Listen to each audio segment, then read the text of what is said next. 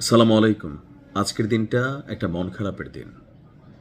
একদিকে ইরানে যখন আমেরিকা এবং ইসরায়েল হামলা চালাচ্ছে, সারা বাংলাদেশের মানুষের নজর আন্তর্জাতিক নিউজটার দিকে। কিন্তু অপরদিকে আমাদের বাংলাদেশের ছোট পর্দার খুবই জনপ্রিয় একজন অভিনেতা, আমি ব্যক্তিগতভাবে তার নাটক, সিনেমা করছে না, বাট নাটক, ফিল্ম যেগুলো আছে পছন্দ করি। তার নাম হচ্ছে জাহের আলভী। মাত্র কিছুক্ষণ আগে জাহের আলভির স্ত্রী আফরা ইবনাত ইকরা সে আত্মহত্যা করেছে।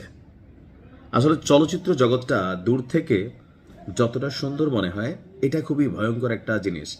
আমার কাছে মনে হয় যে চলচ্চিত্র চলচ্চিত্র তারকা মানে এদের সংসারটিকে কেন জামাই ধরেন অন্য নায়িকাদের সাথে রংঢং করবে, আবার বউ আরেক নায়কদের সাথে রংঢং করবে, এটা কাটাকাটি হবে, কেউ কারোর উপর রাগ করতে পারবে না। বাট যখন এখানে ডিফারেন্ট ক্যারেক্টার আসে, এখন জাহের আলভী সে একজন মডেল অভিনেতা, যথেষ্ট জনপ্রিয়, বা অনেক নাটক সিনেমা এগুলাতে অন্য মহিলাদের সাথে সুতিটিত হয়, প্রেম ভালোবাসার গান টান থাকে, মানে বাস্তবতা যেটা চলচ্চিত্রে ঘটে।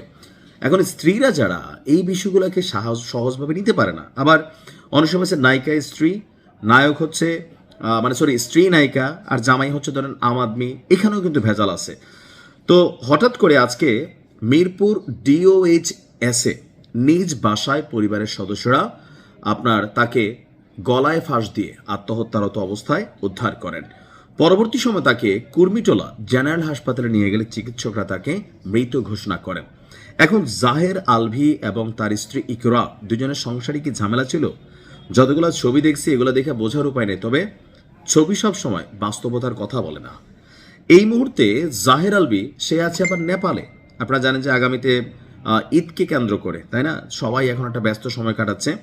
তো অভিনেতা শুটিংয়ের কাজে আপনার নেপালে ছিলেন, সেখানেই সামাজিক যোগাযোগ মাধ্যমে স্ত্রীর মৃত্যুর বিষয়টি তিনি নিশ্চিত করেছেন।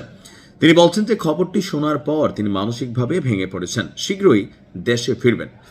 আর শোনা যাচ্ছে দাম্পত্য জীবনে চলছিল তাদের মনোমালিন্য, আর সেখানে যেই স্টেটাসটা দিয়ে তার স্ত্রী মারা গিয়েছেন, সর্বশেষ একটা লেখা ছিল, ভুল করলে মাফ মিলে। এটা আপনার জাহের আলভী তার পোস্টে লিখছিল যে ভুল করলে মাফ মিলে কিন্তু মুক্তি মেলে না। ঠিক একদিন পর ইকরা প্রতিক্রিয়াতে লিখছিল, অভিনন্দন, ভুল করলে মাফ মিলে না, মুক্তিও মিলে না, ভুল স্বীকার করতে পারলা, আমিন, আমার আমিকে মুক্ত করে দিলাম, আবার কাটছো কেন? অর্থাৎ দুজনের মধ্যে একটা আভ্যন্তরীণ দ্বন্দ্ব তো ছিলই। আমার কাছে আশ্চর্য লাগছে যে আসলে আমরা যাদেরকে দেখা টেখা ধরেন, আমাদের স্ত্রীরা বা আমাদের অনেকের সাধারণ যারা জামাইরা আছে, মনে করে যে আরে নায়ক নায়িকার জীবন, হ্যাঁ দেখো সিনেমাতে একটু আইসক্রিম খায়, কেমনে ধরে ধরে খাওয়ায়, তারপর পায়ে হোঁচট পায়, হ্যাঁ কোলে করে নিয়ে যায়, কিন্তু বাস্তব জীবন তো এগুলো হয় না।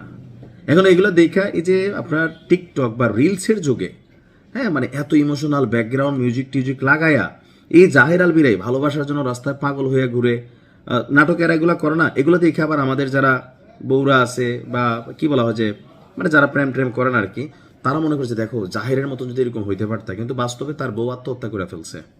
এটাই হচ্ছে বাস্তবতা। তো সংসার জীবনে মনোমালিন্য আছে, সিনেমা এবং বাস্তবতা দুটোই আলাদা।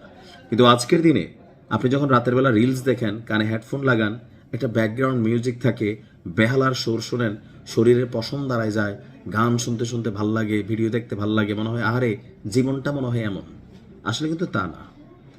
এখন ইসলামের দৃষ্টিতে যারা আত্মহত্যা করে তারা স্পষ্ট জাহান্নামী। এখন যদি কোনো ক্রাইটেরিয়া থাকে, সেই ক্রাইটেরিয়া আল্লাহ যেন তাকে ক্ষমা করে। আর কি, ভালো থাকুন। আসসালামু আলাইকুম।